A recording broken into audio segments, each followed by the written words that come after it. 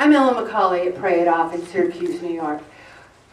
I've never talked a whole Pray It Off topic on hope. And I thought of it when I was reading the Bible verse about despair. Because hope is the opposite of despair. And so many of us feel hopeless about losing weight. I'm not going to ask anyone to raise your hand, but I know in your hearts there's a few people out there that go, I just don't think I can turn away from the bread and the fried fish. I'm hopeless. So we're going to talk about hope in our lives and hope in our weight loss. But I found this was interesting, that faith reveals to us God's plan for our lives. Now, if you were to ask someone, like if I were to say, hey, what's your purpose in life? How many people would say, well, my purpose is to get to heaven? How many people would say that? I don't know, but isn't that our purpose? When you really boil it all down, because we're all going to die. So is our purpose to have a big house that we can't take with us? Or, maybe we want to have a good life, to take care of our children, take care of our family, have some friends.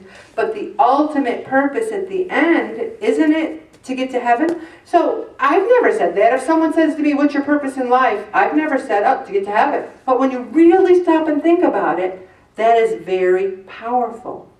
Hope is the virtue whereby the individual strives for heaven as something which is possible, but not yet guaranteed.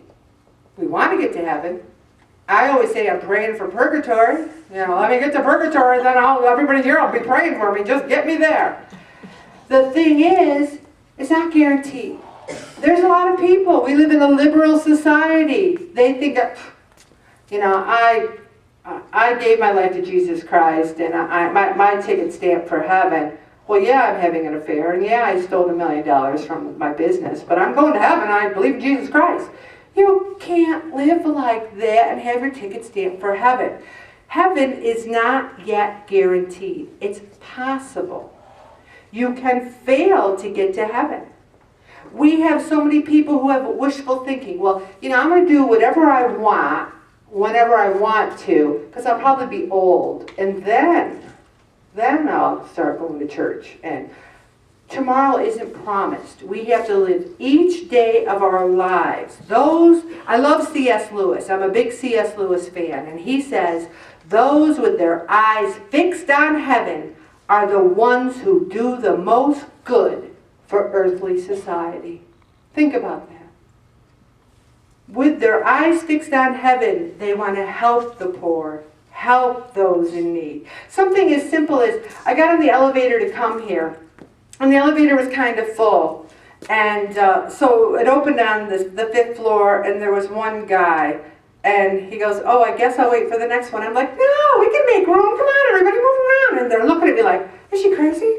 We're making room. We fit him in there, no problem, So then we got off the elevator, and someone says to me, that was so nice of you. What? To let one guy on the elevator? But something so simple that we can do in our lives to spread some good without even really thinking about it. If you want to make a difference, if you want to change the world, make sure you're putting God and your desire for heaven first, and all else will fall into place. But hasn't heaven almost lost its appeal in a way? It's almost like, you're religious, I don't need to rely on those kind of crutches to get through life. I don't see religion as the opium of the people, like Karl Marx said. I don't see religion as a crutch. I see it as a way of life that you can keep getting stronger. I'm better with my faith. I'm better with my weight. We can improve in all these areas. One person who joined session 15 said to me, I want to lose weight, but I heard you talk a lot about God, and I need that. She joined because she needed that too.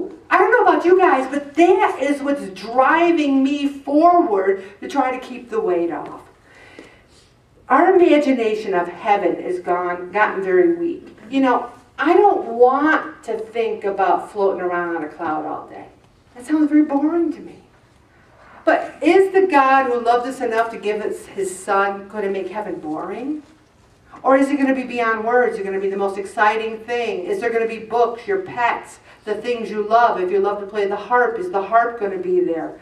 We need to trust God that heaven is going to be incredible. I don't know, does anyone sit around thinking what heaven's going to be like at all? I mean, anyone who's lost somebody that we love are thinking, what are they doing? You know, my friend Karen, who I talk about a lot, who was my best friend, she's probably doing something great. We don't know. God says he's got work for us to do, and it's going to be the kind of work that we enjoy and that we want to do. But a lot of us are secretly thinking that if we choose God, if we live our lives to get to heaven, we're going to have to give up some stuff. We're going to have to give up maybe getting drunk on St. Patrick's Day. We're going to have to give up maybe swearing all the time. Or we're going to have to give up what? By choosing God in heaven. Missing church and laying in bed on Sunday. I can tell you for myself personally that nothing that I've tried to give up, you know, I still sometimes, I'm not perfect, no one's perfect. Sometimes I have too many Michelob Ultras when I'm at Bethany Beach. But I'm better. God knows that we're going to maybe zig a little bit. But nothing I've given up has been that much of a sacrifice. What gives me the greatest pleasure in life? What do I enjoy the most? My family? Laying on the beach? Reading a good book? Then that'll be in heaven. We need to strive towards that which is the best of us, the highest goal for ourselves. Because we seem to be so taken up with the frivolous, mediocre aspirations of life. So many people are on social media. And you know, May is Mental Health Awareness Month, and I've been doing some research because I've got to promote that. And you know that social media leads to depression and anxiety? People are so anxious. Am I missing a text? Am I on Facebook? Or they said that on Facebook.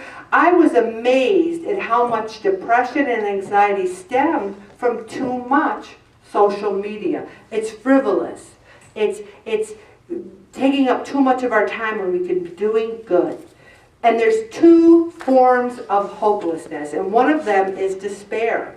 That we refuse to strive for God, and we refuse to try to make heaven our primary goal. We say, I'm too weak, I'm too sinful, why should I bother trying anymore? It's the same thing with weight. I'm too weak, I can't try anymore. I always think there's such synergy between our faith and our weight. Does anyone else? Because I think you have to make faith a part of your daily life. You have to strive for it forever. You have to make health a part of your daily life and strive for it forever.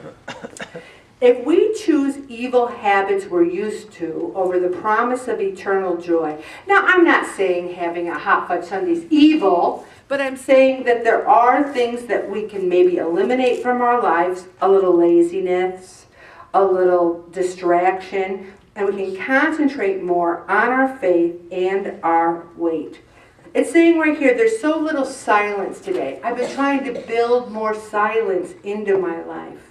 And get rid of that presumption that we're guaranteed to get to heaven. Now, God doesn't want us worried about it. He doesn't want us becoming like having OCD. Am I going to get to heaven? If we do the right things, it will come. God doesn't force us to choose Him. He wants us to love Him of our own free will. And you know what else? Hope is the key to eternal youthfulness. In the newspaper today, there was a big article on Kathleen Stavely, who's 113 years old, and she's the oldest woman that ever was born in Ireland. And it's right in the inside paper. Well, she's a friend of mine. I see her many times a week. Bob and I see her. She's with my sister at a skilled nursing facility. And she is the most awesome person on the face of this earth. She sees me, her face lights up. I call her my Irish Colleen. And one day she said to me that she still has hope in her life. She can still do good. She can still be kind. She can still be loving. It brought tears to my eyes that she has hope. She looks 80. She looks so good. She's 113. She looks fabulous. Look at her picture today. I feel I have a 19-year-old son that keeps you young. Bob and I are younger because we have hope. We have our group, our family that we love.